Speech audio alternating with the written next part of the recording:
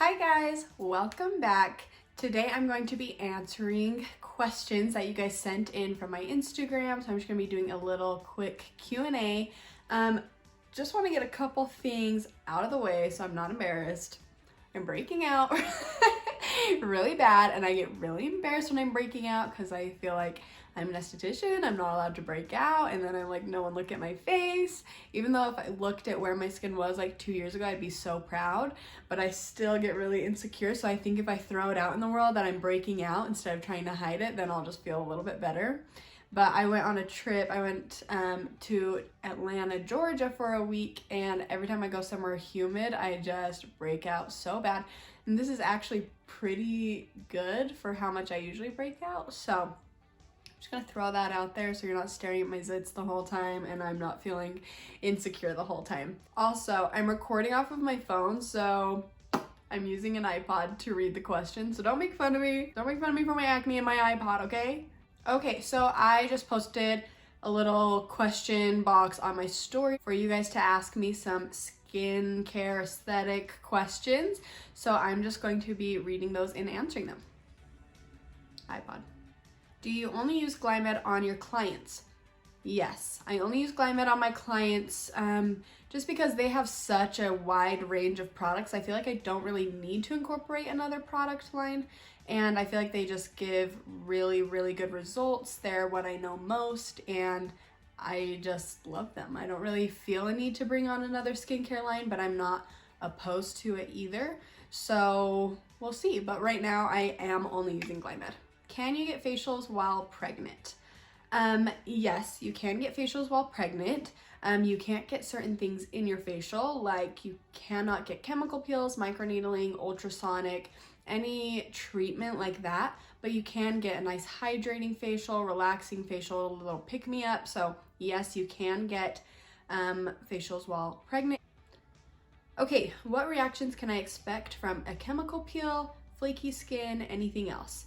So yes, depending on the chemical peel, you can have flaky skin. It can get really dry and tight for a few days. You can get no flakiness. You can get just a little bit of flakiness. You can be like shedding sheets of skin. So it just depends on the peel and the intensity. But those are the main ones, is like dry, flaky, tight, redness. If it's really intense, you can get really red. When you're trying to treat hyperpigmentation, some peels, if they're intense enough, they will go down and they will lift up that pigmentation. So in between when you get your peel and when you are completely done peeling, you can get really, really dark spots on your skin that are the pigmentation being pulled out of your skin, and that will flake off. So sometimes you can look kind of scary in the middle of your peel because you have all of this dark pigmentation coming to the surface, but that will flake off. A lot of chemical peels can also make you purge or break out, so it helps get all of that stuff that's sitting in your skin out of your skin, so it can make you break out too. So that's something to be aware of as well. How long does it take for a chemical peel to heal? So it takes about 7 to 10 days typically for your skin to be completely all healed up. More intense ones can last a little bit longer, but typically around 7 to 10 days. Someone asked, what does SPF actually do? So there's two types of sunscreens. There is physical sunscreen and chemical sunscreen. Both are very common. Glymed uses both. Physical sunscreen is like an actual reflection, so the sun comes down and it just like reflects right off the skin, and that's usually like that white cast of sunscreen that you get is the physical sunscreen. I keep wanting to say chemical exfoliant.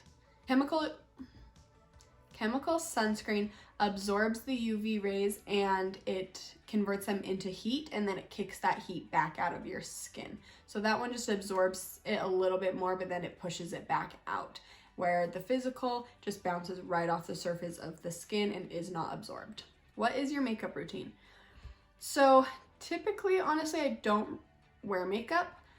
I have my lash extensions, I have my brows tinted, and I'm usually like good to go if my skin's looking clear. But when I'm breaking out like I am now, I'll put on a little bit of coverage. So what I typically use is the UV Elements from Elta MD, which is a tinted sunscreen, and I'm pretty much out of this, so I have to unscrew the cap, but it just looks like that.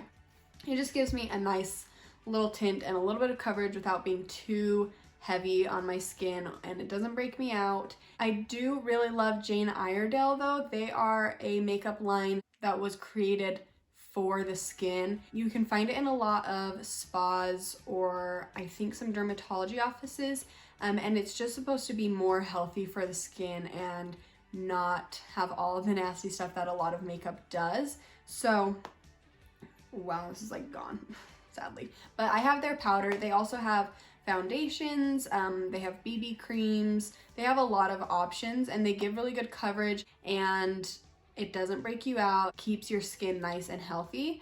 And then I also have, it broke. It used to be like half blush, half bronzer, but it broke. But sometimes I'll just take a brush and swirl it in there and use that right here. They also have this blush that I use as well. I also use this little tiny like lip tint stain. This is actually for lip and cheek. I've never tried it on my cheek, but I should. I know it looks bright orange, which is kind of scary, but it's actually what I have on my lips right now, so it's not as like bright orange as you would think it is. But it gives like just a nice little tint. So that's from Jane Iredale as well. This is just like their little mini travel size, and this is in the shade Forever Peach.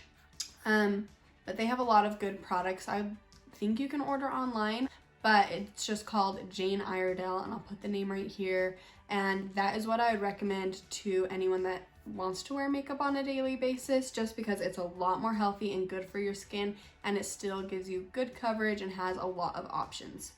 Best drugstore skin products. I am broke, haha. Girl, I totally feel ya. Skincare products can be very expensive, and I know, and I get it, and I really wish that I had a good recommendation. But I used drugstore products for like 5 years during like my acne phases, and I swear I feel like I tried everything from the drugstore and nothing helped me. And I only recommend products that I believe in and that I've seen results in. And that's why I always recommend Glymed, because I've seen such amazing results from them, and they've completely changed my skin. And honestly, I've never had a product from the drugstore that's helped my skin. So I feel like I can't recommend something to you if I don't believe in it and if I don't think that they work. If you guys absolutely love something from the drugstore, comment below and let me know what it is, if it's like completely helped you.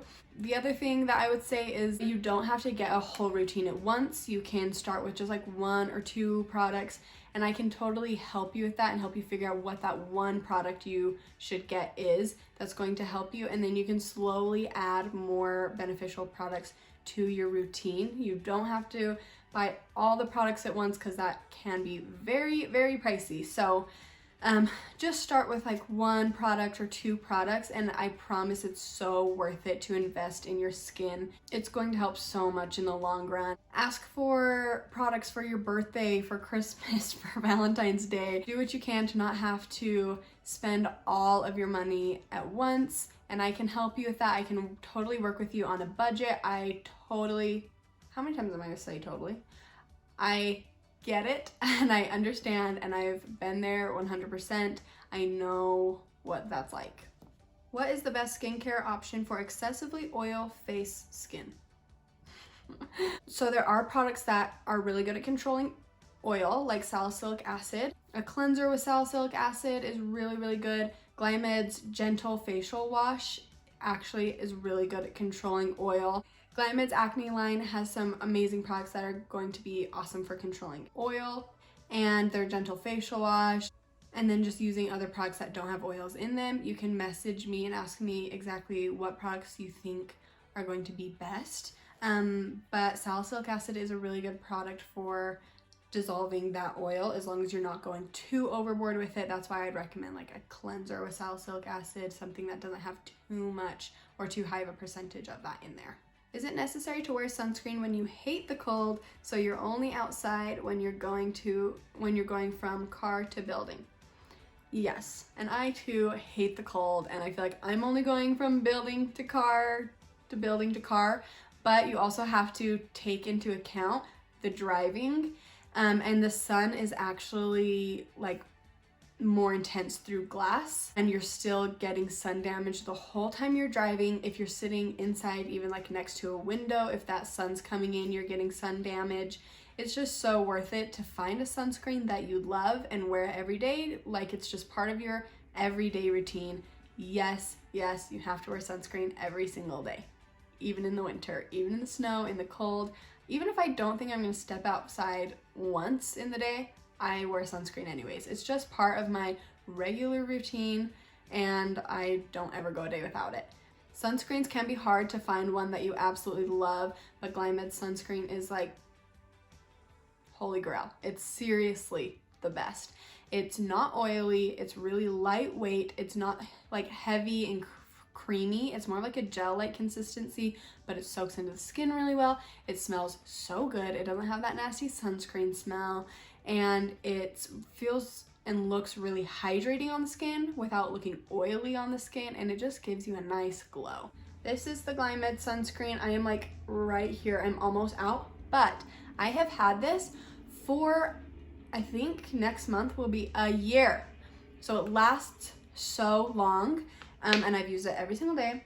It smells so good. It gives you a nice glow. You get tons of product. It's 4 fluid ounces, and it's just going to save your skin. There is a picture, I'll have to post it on my Instagram, but there's a picture of a truck driver who, I don't know how long he was driving trucks, for a long time, but you can see that this half of his face is like sagging, and it's just like so damaged and wrinkly, where this half of his face looks so much better because when he was driving trucks for that long, the sun was coming in through his window and just damaging his sun and damaging his skin over and over and over all day, every day, and you can totally tell the difference. It's like a line is going down his face, and one half has so much sun damage and the other half doesn't. So it's really, really important, even if you are just going from building to car.